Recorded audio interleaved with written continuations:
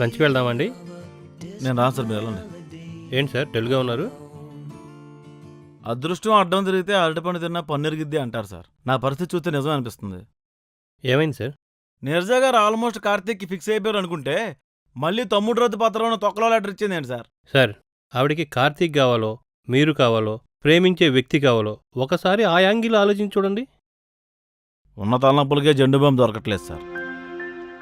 ఈవిడ గురించి ఆలోచించే ధైర్యం లేదు నాకు. ఒకసారి మీ జాతకంలో ఏలినాడు శని ఉందేమో చెక్ చేసుకోండి సార్. శాంతి జరిపిస్తే దోషం తగ్గొచ్చు. శాంత పొరపాటున వాంతి కూడా చేసుకోవట్లేదు సార్. మళ్ళీ కడుపు ఖాళీ అయితే తినడానికి మెతుకులు దొరకవేమో అని. ఇంక ఏలున్నాడు తినంటారా? కరెక్ట్గా అదే డ్యూటీ చేస్తుంది. కళ్ళెం చేతిలో లేకుండా గుర్రం మీద ఎక్కినట్టు ఉంది సార్ నా పరిస్థితి. ప్రసాద్, సినిమాకి వెళ్దామా? మీరు వెళ్ళండి, కనీసం హాల్ అయినా నిన్నట్టు. కలిసి వెళ్దాం ప్రసాద్. వర్కింగ్ అవర్స్తో సినిమా ఏంటండి? ఏ నువ్వు ఎప్పుడు క్లాసుకి బంక్ కొట్లా? చదివి చాలా రోజులు అవుతుందిగా, మర్చిపోయినట్టున్నాడు. సినిమా లేదేం లేదురా. తీసుకెళ్ళి ప్రసాద్, ముచ్చట పడుతుందిగా. అంత ప్రేమ ఉంటే నువ్వు తీసుకెళ్ళొచ్చు కదా. అవును, నీ వాళ్ళు జడేది? జడ కాదు, పిల్లక్క. పిల్లక ఏది? అంటే ఇందాకే సెలూన్కి వెళ్ళాను. హెయిర్ కట్, మానిక్యూర్, పెడిక్యూర్ చేయించుకుని స్నానం చేయకుండా ఆఫీస్కి వచ్చావు.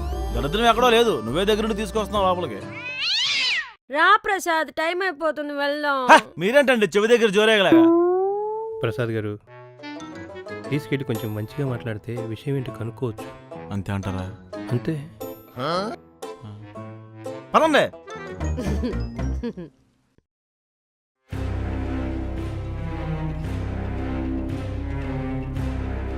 ప్రసాద్, మా నీరజ గారి మనసు బంగారం.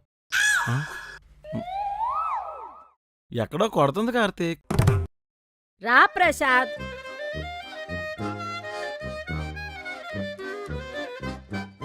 సార్ సార్ సార్ రవి గారు, జైత్రి ఎక్కడా? సార్ ఎవరినో కలవాలని బయటికి వెళ్ళింది. వస్తే నా క్యాబిన్కి రమ్మని చెప్పండి. ఓకే అండి. అలాగే సార్. ఓకే.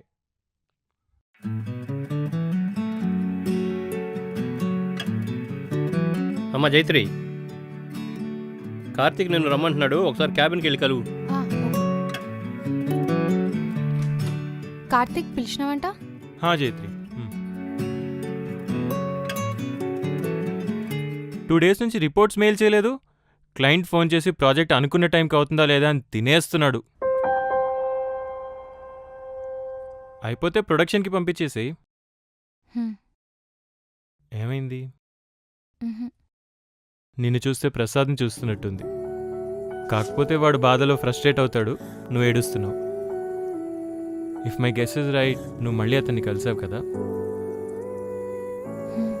పోనీ లీవ్ తీసుకుంటావా? నీ ప్రాబ్లం ఏంటో చెప్తే నా వల్ల వీలైన హెల్ప్ చేస్తా కదా. మనసులో ఎంత బాధున్నా కొన్నిసార్లు ఎవరితో పంచుకోలేము. ఒక్కరోజు కష్టంగా ఉంటే పర్లేదు, కానీ రోజు కష్టంగా ఉంది. మరి ఈ సిచ్యువేషన్లో వర్క్ చేయగలవా? Yes Karthik, I can manage.